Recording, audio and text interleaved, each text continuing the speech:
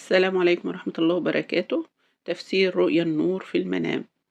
لو شفت النور أو طاقة نور في المنام فالفيديو ده لك. اسمع الفيديو للآخر. النور في المنام بيدل على الهداية. رؤية النور في المنام فهي من الرؤى المبشرة. النور بيدل على الفرج والهداية وزوال الهم.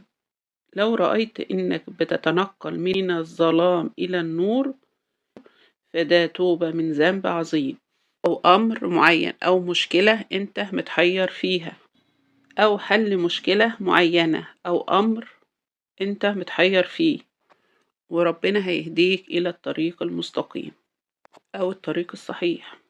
أما رؤية النور القوي الساطع فده بيدل على خبر سعيد قادم إليك بإذن الله، وهداية وإيمان وقوة إيمان.